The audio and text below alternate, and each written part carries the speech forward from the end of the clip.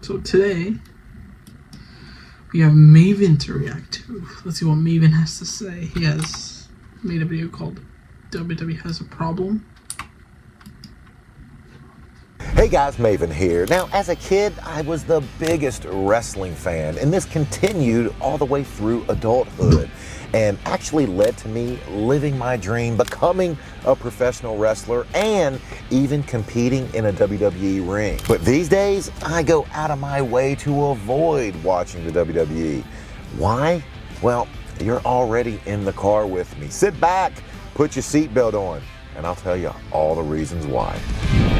The first reason I don't watch is just how much the product has changed and resembles a completely different show than when I left in 2005. Okay. Now, before we continue, I have a screenshot of all the eras, and as Cody said, those are the Renaissance. That word. Era. I have added the bipolar era, because it's either really good or really bad. It's no in between. you might be saying, what do you mean, Maven? It's still professional wrestling.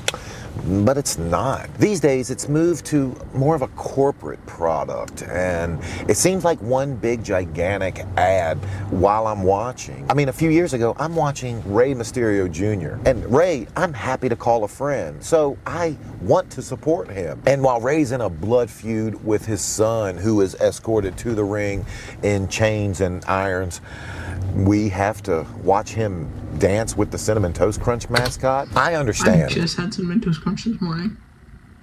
No shame. Everything costs money, and I get that sponsorships are a huge part of the business, but I miss the days when there used to be a quick stack or two ad or a 15-second Starburst spot coming out a commercial. I miss the days when the ring apron was just a blue piece of canvas and not the monstrosity of corporate advertising that it is these days. I get it. Advertisements were a part of the business during my day, but these days it almost feels as though the advertisers have a stranglehold and can influence so much of the product. And I'm sorry, but during the match, we should be focused on the match. We should be watching the two competitors in the ring and not have to worry about what neon sign's gonna glow or what they're gonna try to sell me during the match. Now, I just watch a show and I feel like I'm being bombarded with, buy this, watch this, do this.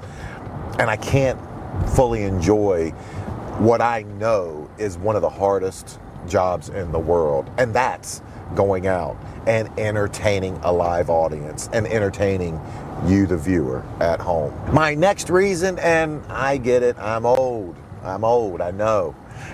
But to me, the in-ring product has changed. Now, I in no way, shape, or form am impugning the talent of the in-ring product. These guys are better wrestlers than I ever could hope to be. When I lay my head down on the pillow at night and I dream about being in the WWE, I still don't do the moves these guys do on a nightly basis.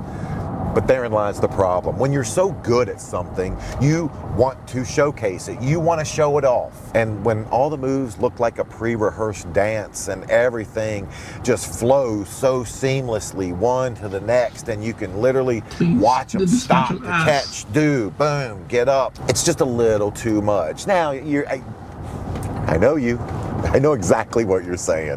Maven, you're saying it wasn't like that during your day. Of course it was. Of course, we had spots set the entire match, but the whole match wasn't a spot fest. We might have had 2 or 3 spots, and of course, for mine anyway, they weren't that elaborate. And if I would have came back after a match where it looked like I was waiting just to go to the next spot the entire time, A, my agent would have jumped my ass. B, Vince McMahon would have jumped my ass. C, I would have gotten backstage and Vince one of my... a lot more than just jump someone.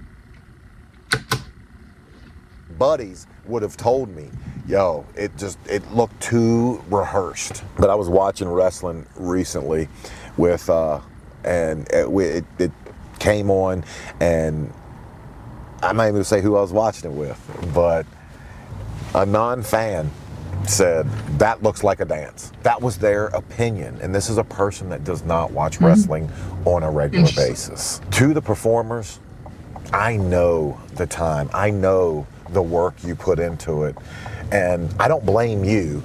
I just blame a product that has moved in the completely wrong direction. Why? I don't know. And I get it. They're probably wrong direction. Why? I don't know. And I get it. There probably is a fan base that does enjoy that. There probably is a segment of the audience that's what they tune in for. I realize I'm probably in the minority here, and the take I'm giving you might not be the one you want to hear, and it might not be popular. And I'm sure right now you're going down in the comments to tell me how old and how out of touch and how out of tune I am. And that's fine. Agree with that or don't. I came up in a time when in the ring you listened, and if something wasn't working because the fans weren't reacting, you did something else. And if that didn't work, well, hell, you did something else.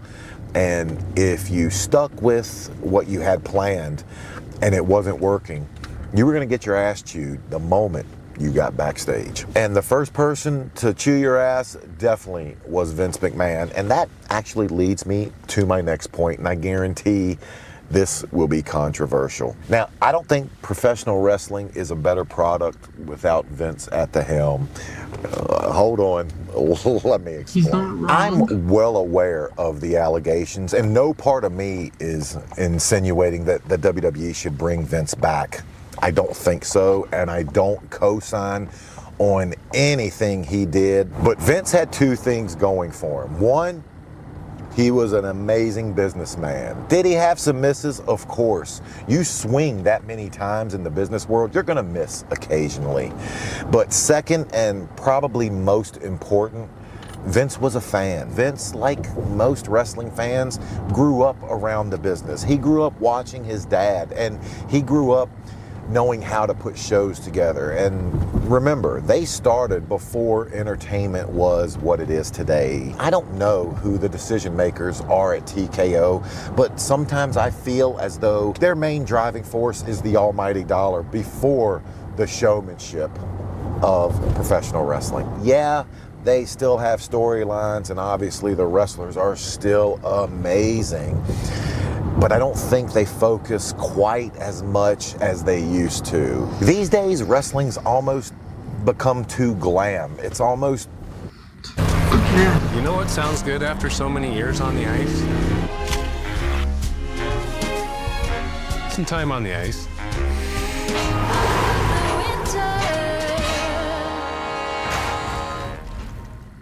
There's a creative side hustle almost nobody is talking about, and it's not content creation.